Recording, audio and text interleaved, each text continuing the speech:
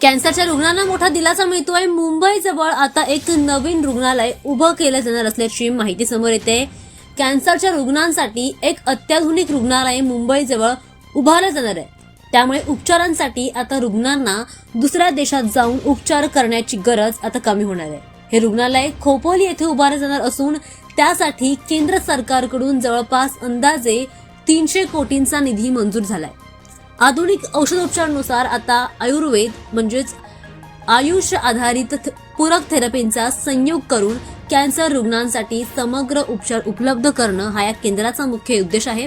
त्यामुळे या केंद्राचं संचालन आता टाटा मेमोरियल सेंटर आणि all India institute of Ayurveda यांच्या संयुक्त सहकार्याने होणार आहे, ज्यामुळे रुग्णांना एकाच छताखाली आधुनिक आणि आयुष आधारित उपचार दोन्ही सुविधा मिळतील। या केंद्रामध्ये आयुर्वेद आधारित सहाय्यक उपचार, पुनर्वसन थेरपी आणि आधुनिक वैद्यकीय उपचार यांचा समावेश असेल, ज्यामुळे रुग्णांचा जीवनमान सुधारण्यास मोठी मदत होईल।